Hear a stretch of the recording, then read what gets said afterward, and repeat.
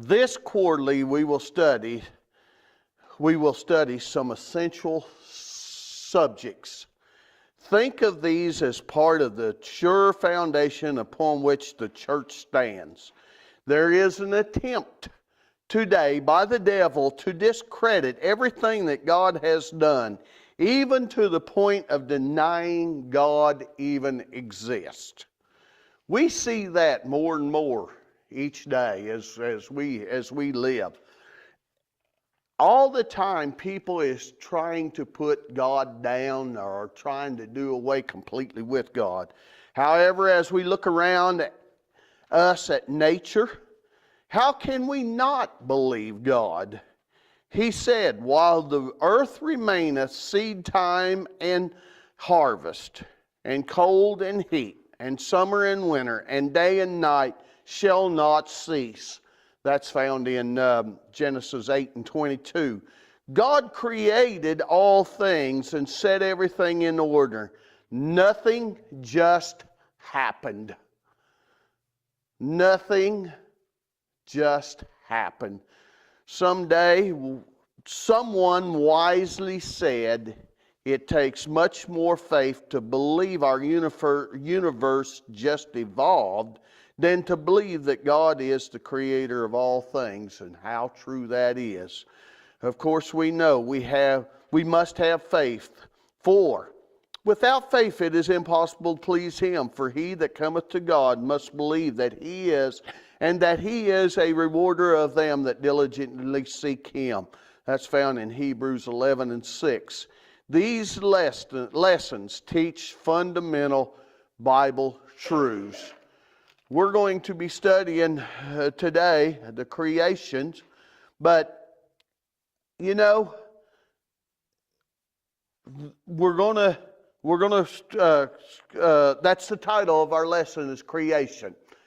Back latter part of last year, Brother Shelby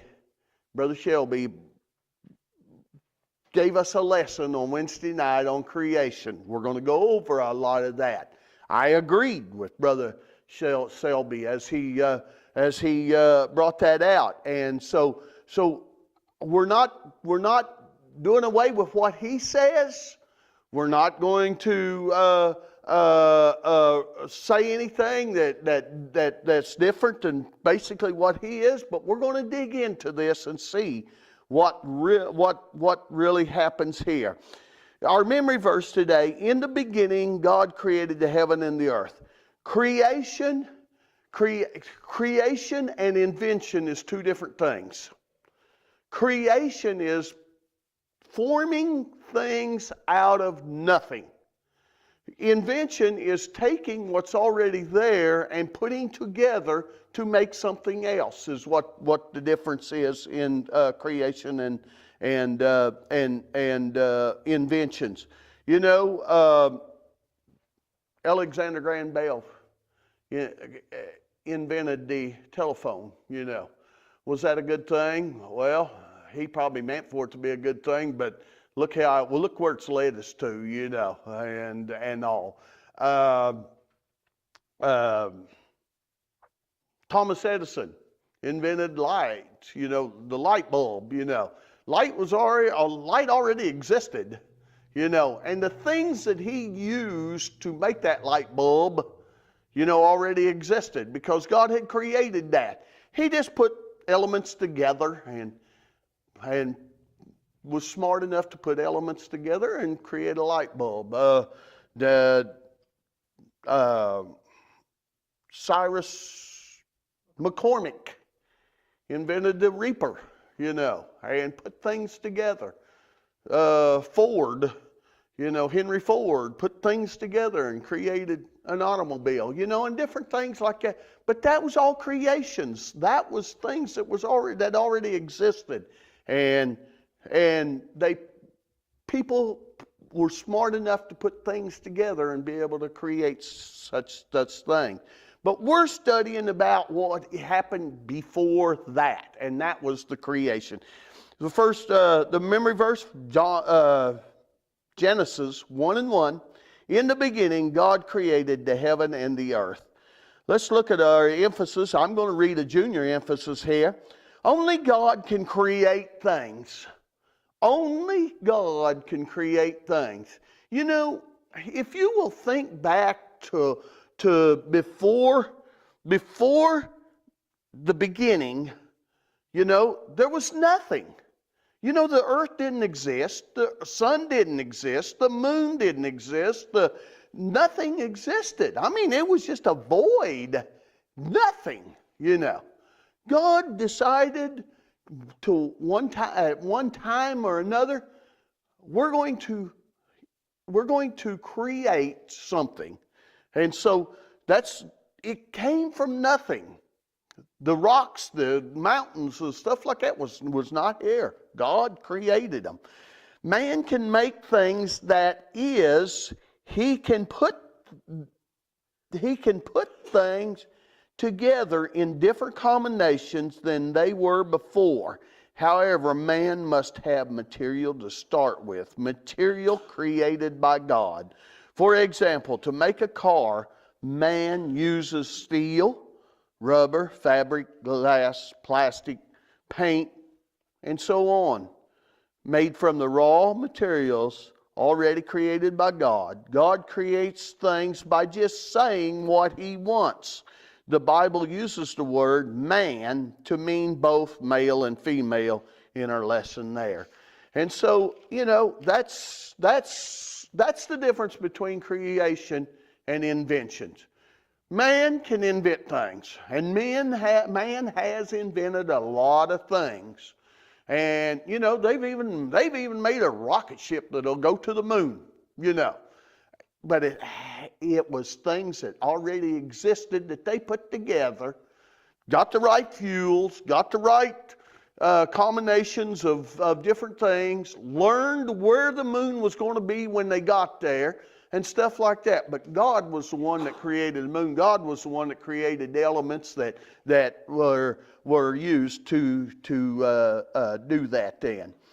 Take a good look at the outdoors. Do you sometimes wonder how all this came to be here? Do you wonder how people came to be here and to be as they are? If we ask different people, we might get many different answers. Some of them might be wrong. God has told us. We know His answer is true. Let us study what He has to say. Let's go into our first reading there, which is our memory verse. In the beginning, God created the heaven and the earth. And the earth was without form and void, and darkness was upon the face of the deep, and the Spirit of God moved upon the face of the waters. Okay, in the beginning, what happened before the beginning? We have no record of what happened before the beginning. God says in the beginning, when time started, that was the beginning that He's talking about there. That was the beginning. In the beginning, God created the heaven and the earth. Then it says, after He created the heaven and the earth, then it goes into verse 2 and it says, and the earth was without form and void. It was a ball. I guess it was a ball is what it was. And you know, that was what was first formed, was that big ball. And darkness was upon it, because that's all existed, was darkness. God had better for the universe than just to be nothing. You know, God decided one day, He says, I say one day, but you know, our minds think some time, you know, and so one day God decided He was going to do something here. And that's what happened then. It takes us all the way back to the very first, the beginning, in the beginning. Before there was any plants or animals, before there was any of course, any people, any plants and animals, any water, before there was any stars, moon, sun, before any earth, before anything, That was the beginning. It takes us all the way back to the very first. It takes us back when there was no world or anything else. However, there was God. There was God. God was there. He is eternal. He created, and in like the first verse says, He created the heavens and the heaven and the earth. Created means He made it out of nothing. Only God can do that. Man can make things if he has something to make it out of. He can make things. But he has to have a start. He has to have something to start with there. However, God can make things out of nothing. That is creating. That is creating. The Spirit of God moved. God the Father and God the Holy Spirit was there. Colossians 1:16, I'm going to read that. For by Him were all things created that are in heaven and that are in earth, visible and invisible, whether they be thrones or dominions or principalities or powers. All things were created by Him and for Him. Verse 17 goes on and says, and He is before all things, and by Him all things consist. Paul's writing to the Colossians about this, and he recognizes that that's how it happens there.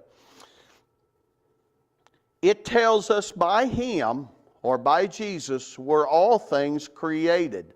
From this we know that Jesus, God the Son, was there also. All three persons of God work together in creating the world. We call this the triune God, three persons in one. God the Father, God the Son, and God the Holy Spirit. It says that God created the heaven and the earth. It goes on in verse 2, and the Spirit of God, or the Holy Spirit, moved upon the face of the deep. But Christ in Colossians there, as Paul wrote there, he also includes the Son also being there. Let's go on into the third verse. And God said, let there be light, and there was light. And God saw the light, that it was good, and God divided the light from the darkness. Okay, He's got an earth out here, sitting out here. But it's all jumbled up. You know, it's just a sphere, so to speak, you know. Land, water, mixed up, light, darkness, you know, it's not there. It's all darkness. But then God said, let there be light. You know, that was made for us. You know, this earth was made for us, but then the light was made also for us. My mind goes to when I was a young child, 10, 12, something like that. We went to a cave. It's a Marvel Cave there in Missouri. And if you've ever been there before, well, you have to walk down a bunch of these steps. And probably close to the deepest part that they will let visitors into, why, the guide turned the light out, you know. And, of course, we didn't have cell phones. This was way back in the probably 60s. And, of course, we didn't have cell phones. And, of course, nobody carried a flashlight, you know. But when that light went out, you couldn't see nothing. I mean, there was nothing, you know. It made me, I never realized how dark things could be. And it made me realize that, you know, darkness, there's a difference degrees in darkness, you know. That was darkness that you couldn't see.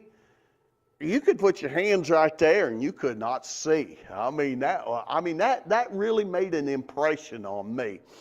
And I thought, you know, when God created heaven and earth, there was probably that much darkness, you know, in there. You know, I am very thankful for light. You know, if God wouldn't have invented, there I'm using the wrong word. If God hadn't created light, you know, He would probably have made some way that we could have got around, because, you know, there's animals that lives down in the deep sea where it's real dark, or in caves where it's real dark, you know. And they have ways of getting around because God fixes them with things. You take like a bat, you know, they kind of got radar that they kind of know where each other's at in one thing and another, you know. But, you know, it's nice to be able to see. And, you know, I think He invented light not only for us to see, which is a very important part, but, you know, He compares light and darkness in our Christian life too. You know, either you're on the way of the light or you're on the way of the darkness, you know. He says that in the Bible.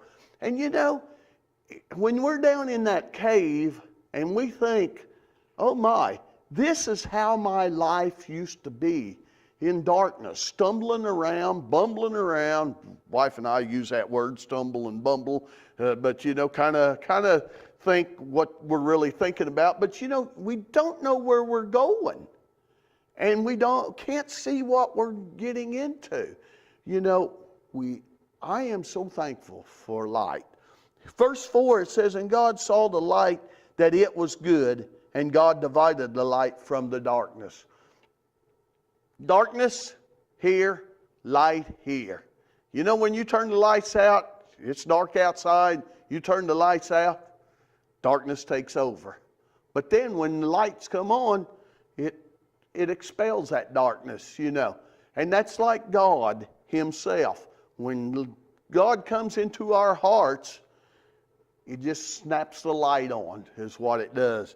And we can be so thankful for that, because we can see. We can see clearly when that happens.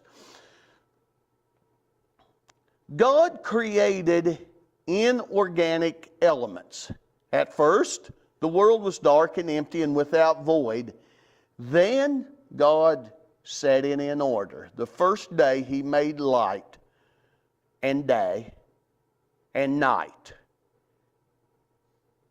If we read verses 3 through 10, which is not in our quarterly there, we'll find out that He also made the firmament, or the sky. He put some waters on the earth and some in the clouds. On the third day, He put the earth's water into rivers, lakes, and oceans and seas. And the rest of it was dry land. How did God do this? By just saying, let there be. Can we do that? You know, this morning, the wife prepared what we were, or is in the process of preparing what we're going to eat at lunchtime. She's got it in a slow cooker right now, so it's at home cooking. But you know, she didn't just say, let there be, and it was there. I know you ladies would love to be able to do that, but that's not the way it's going to happen, you know. But, you know, God can say that, let there be, and it can be, you know. But I'm sorry, ladies, you can't do that. But, you know, we have to prepare. We have to prepare. These things that God made, we call inorganic up to this point. That is, they have no life. Next, He was ready to make organic things and things with life. Let's go to verse 11. Say, now all the stuff was created that was inorganic in order to support the organic things that was to be made. And God said, in verse 11, and God said, let the earth bring forth grass, the herbs yielding seed, and the fruit tree yielding fruit after his kind, whose seed is in itself upon the earth. And it was so. And the earth brought forth grass, and the herbs yielding seed after his kind, and the tree yielding fruit, whose seed was in its kind after his kind. And God saw that it was good, and the evening and the morning were the third day. God created plant life. You know, you have to have plant life to support other life too. You know, you take a cow. What if he had created the cow first? What would it eat? You know, God was so smart that he did that in order, in the way that was what was needed. Why did God do that? Because he's smart. Because he knows what he's doing. On the dry land, God made grass, trees, and other plants to grow. Each one had seed. Each seed was after its kind. That is, the seed of each plant was to make a plant just like itself. Apple seeds makes apple trees. Did anybody know that? We know that, don't we?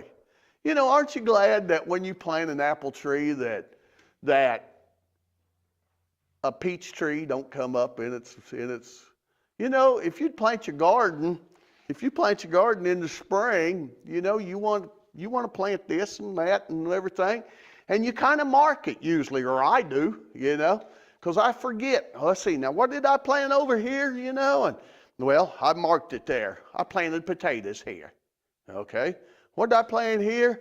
Oh yeah, that's right. I planted radishes because there's the mark right there. I planted radishes there. You know, what if radishes came up growing over here, you know? Or you don't know what's going to grow, you know. But you know, that's not the way it is. If you plant potatoes, you're going to harvest potatoes, if you harvest anything. Now sometimes we have a failure and we don't harvest anything, but you know, where'd them potatoes come from? Well, now they came from Idaho, probably, most of them. Well, where'd they come before that? Probably from Ireland, you know, because Irish potato, you know. Where'd they come before that? Well, God created them, you know. And then where they grow best, that's where man decided to grow them, you know. And I guess Ireland's a good place for potatoes to grow. Idaho, I guess, is a good place for potatoes to grow. I try to grow them in Oklahoma. Sometimes I have a little bit of luck. Sometimes not so good of luck. But, you know, God, I know that when I plant potatoes, if I'm going to harvest anything, it's not going to be corn. Or it's not going to be something else, radishes. It's going to be potatoes. Corn seed will make corn plants. Isn't that simple? You know? And so on. No seed ever grows into another kind of plant. You know, there's no seed that you can plant and something else comes up in its stead. Watermelon seed never turns into a grape. It never turns into something else. It never turns into something else. It's always watermelon. God looked at what he had made. He saw it was good. Let's go into verse 14. And God said, let there be lights in the firmament of the heaven to divide the day from the night, and let them be for signs and for seasons and for days and for years. And let them be for lights in the firmament of the heaven to give light upon the earth. And it was so. I thank God for them lights. The moon, the stars, the sun. And God made two great lights, the greater light to rule the day, and the lesser light to rule the night. He made the stars also. There, I kind of jumped ahead, but the greater was the sun, the lesser was the moon, and the stars also. And God set them in the firmament of the heaven to give light upon the earth. It was all, here are these lights way out in space, but it was to benefit what is yet to come. It's to benefit what has already come, but it's to benefit what is yet to come, and that's going to be us eventually. And God set them in the firmament of heaven to give light upon the earth, to benefit the earth, and to rule over the day and over the night, and to divide the light from the darkness. And God saw that it was good, and the evening and the morning were the fourth day. God created the heavenly bodies also. And you know, he also put laws into those bodies also, such as the law of gravity. You know, if I go and step on the scales, say one day, and maybe the next day I step on the scales and maybe I weigh 2 pounds more. I can't blame it on the law of gravity pulling extra harder, you know. It's constant. It's constant. It means that I ate too much is probably what happened, and that's the reason why I'm 2 pounds heavier, you know. But you know, God is constant. Now on other planets, they tell me that gravity's not as strong on other planets. But you know, we're dealing with Earth right now. And Earth, God put them heavenly bodies in place and put them in motion so that he was in control of all of it. On the fourth day, God made the sun, moon, stars. He set them in the sky. He made them move as he wished. How they move and how they rotated. You know, man didn't understand the heavenly beings for centuries, you know.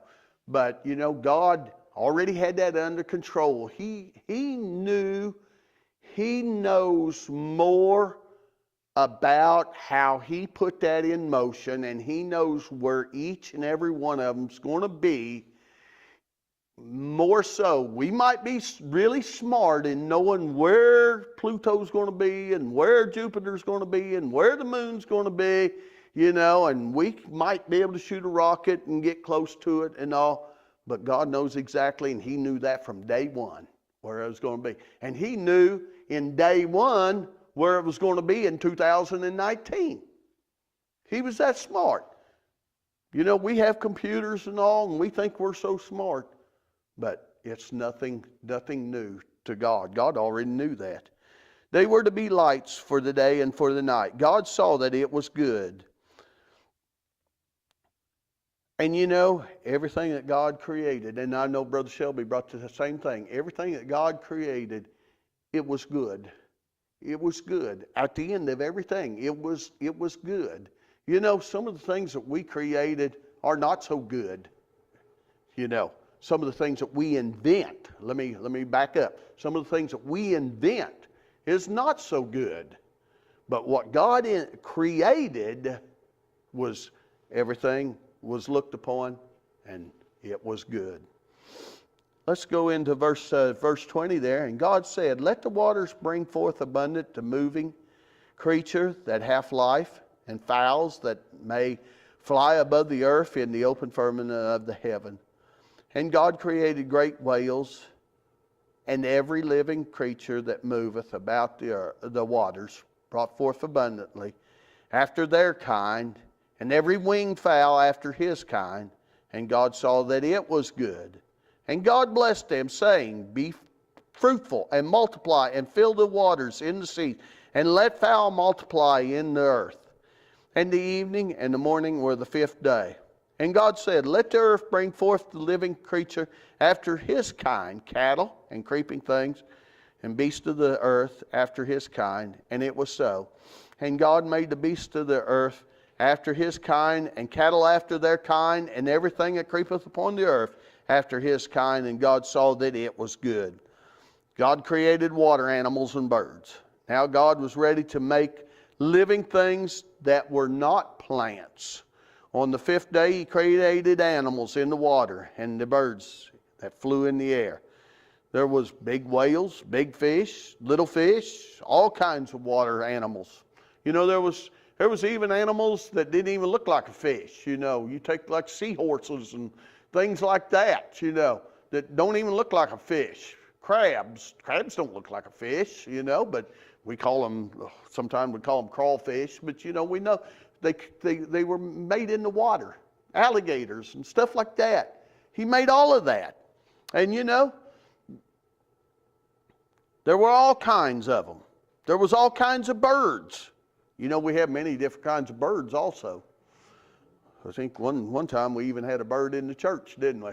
While Paula was trying to preach. But you know, normally birds, we keep them out, keep them out. But, birds, there's big birds, there's little birds, there's different colored birds and all kinds.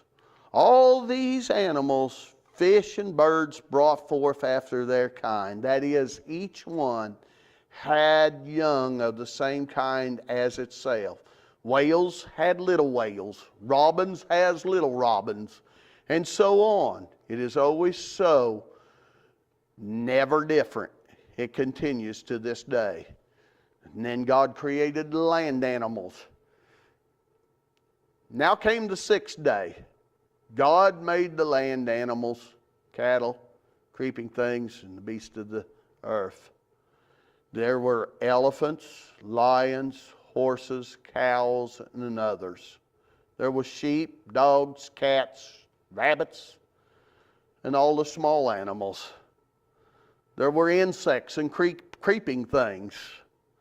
We might have think that, it would have been good if God hadn't created the creeping things and the insects and stuff like that. But there was a purpose in that. Bats eats of those things. Swallows eats of those things. Robins early in the spring or during the spring, you'll see them running across the yard, and pretty soon they'll pull out something out of the ground, and it's usually long and kind of wiggles sometimes. It's a little worm. Well, that's what they thrive on. God knew that. God knew that. These also were to make after their kind. That means each was to bear young of the same kind as his parents, never different. Lions have baby lions, rabbits have baby rabbits, and dogs have baby dogs, and so on. And God saw that it was good. I brought that out in the plant life. But you plant potatoes. Like I said, you could plant potatoes. You don't harvest radishes. You have a cow. It don't have a baby elephant. It has a baby calf is what it has, and so on. Let's go to verse 26. And God said, "Let us make man in our image, after our likeness, and let them have dominion over the sea, fish of the sea, over the fowl of the air, and over the cattle, and over all the earth, and over every creeping thing that creepeth upon the earth." Man, let us make man in our image. Now it's down to us. We need light. We need water. We need plants. We need animals. Everything that was made for us. You see that? Let us make man in our image. God had to work 5 days to get everything ready for man. That's his whole purpose, was to create man, but he had to have a place for him to stay. And so he decided to make earth. He had to have provisions for him.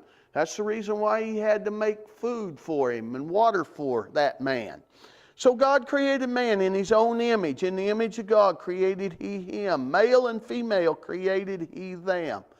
And God blessed them, and God said unto them, "Be more fruitful and multiply and replenish the earth and subdue it." And what does he also say? "And had dominion over the fish of the sea, and over the fowl of the air, and over every living thing that moveth upon the earth." And God said, "Behold, I have given you every herb bearing seed, which is upon the face of all the earth, and every tree, and in the which is the fruit of the tree yielding seed, to you it shall be for meat. And to every beast of the field, and to every fowl of the air, and to everything that creepeth upon the earth, wherein there is light, I have given every green herb for meat, and it was so.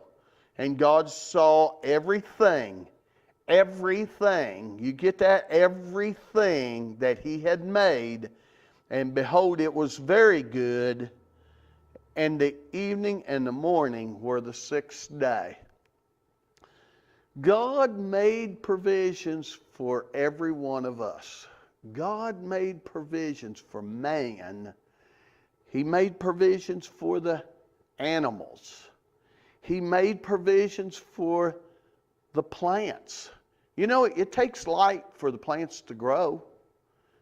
It also takes minerals for the plants to grow. God created all of them. You know, I wasn't very good in chemistry. I was not good at chemistry, and so I brought a chart here, and most of you will recognize it. The elements. God made each and every one of these elements here. You know, what if He hadn't, the very first one is hydrogen. What if He hadn't made hydrogen? The second one is helium. What if He hadn't made helium? There's other elements in here. Oxygen is one of them. You know, what if we can't live without oxygen. We have to have oxygen. And do you know that we have to have oxygen to breathe? Now, like I say, I'm not good at chemistry, but help me out here. We have to have oxygen to breathe.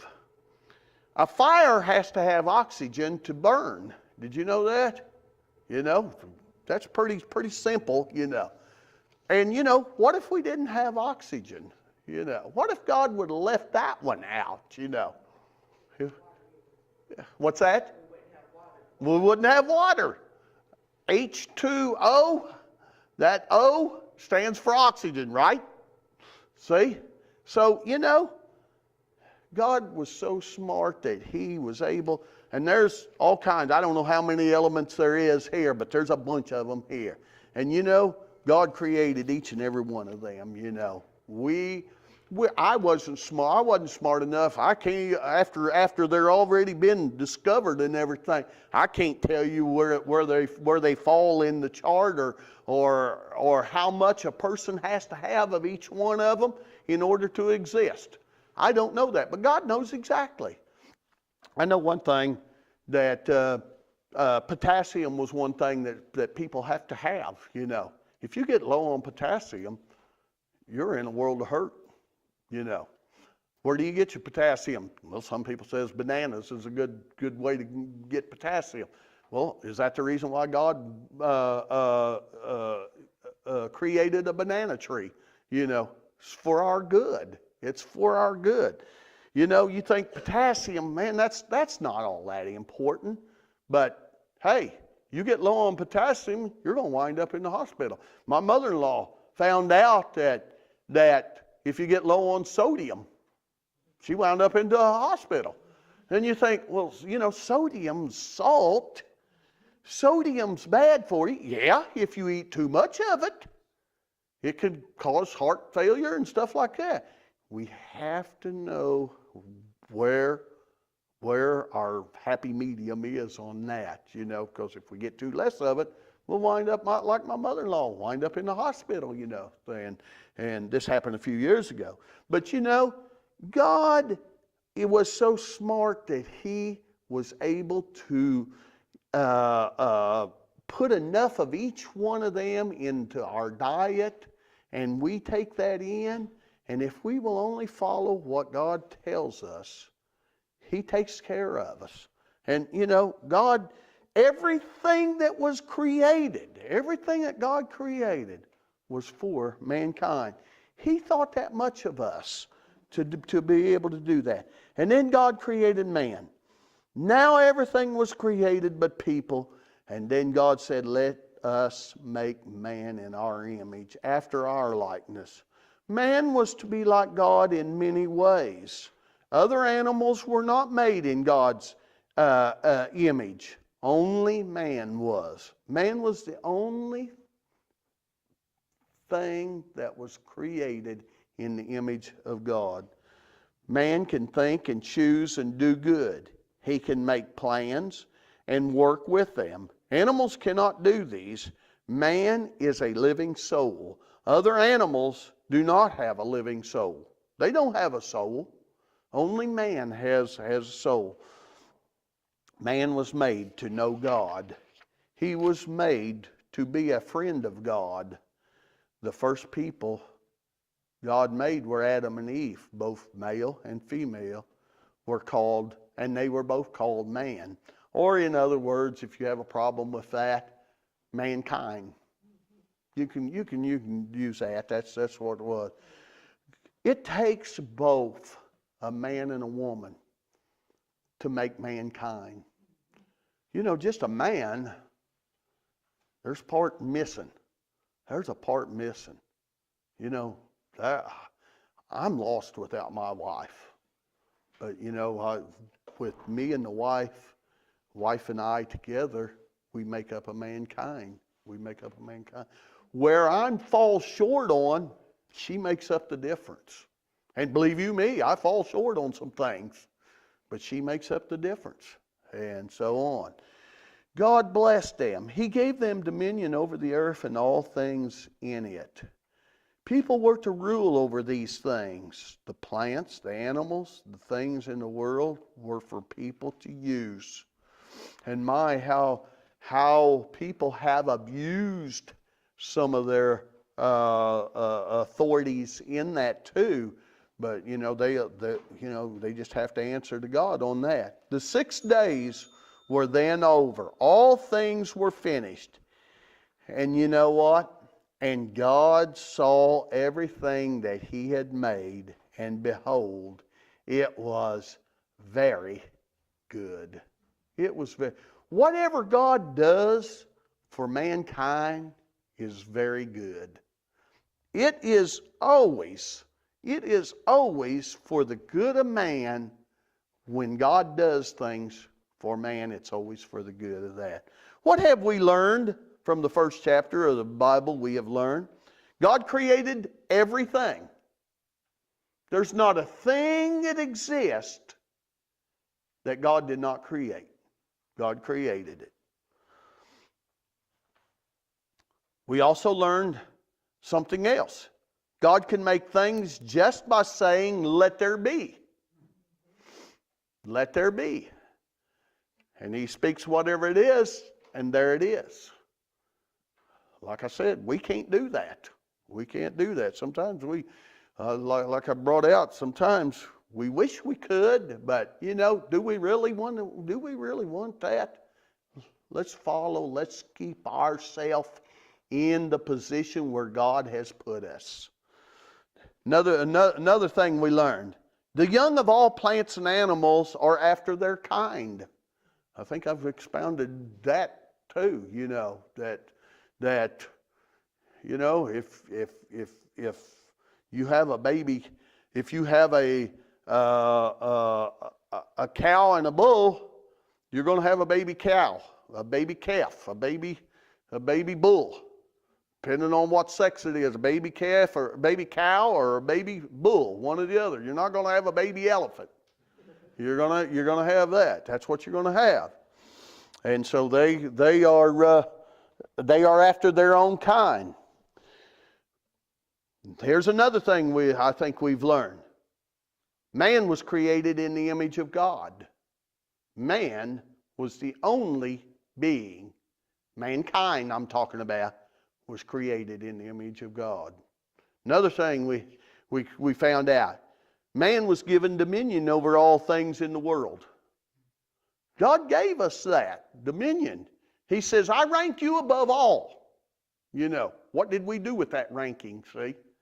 I rank you above all. Above all. Not above all people, not above other people, but above all life, as far as animal life,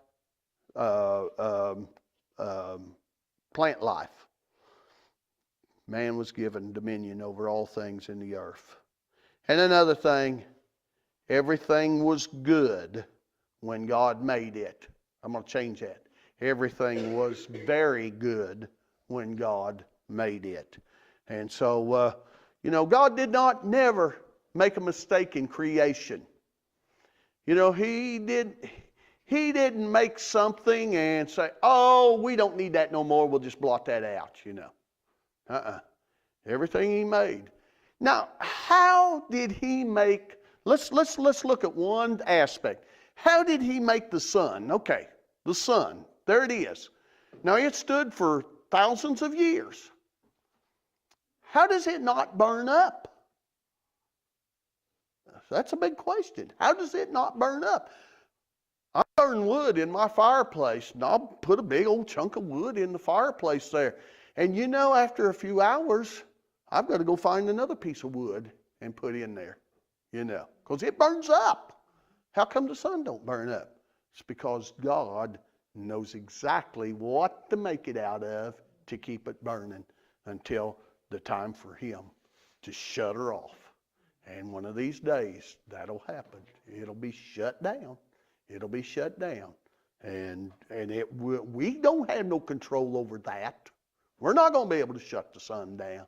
But God, when it comes time, God will be the one to shut the sun down. And everything else. And so we need to stay in the perspective that God has put us in and let Him. We have dominion over everything down that He created, but we're still subject to God. We're still subject to God, and we will be for forever. So I'm going to leave that with you, and our next lesson is the creation of man.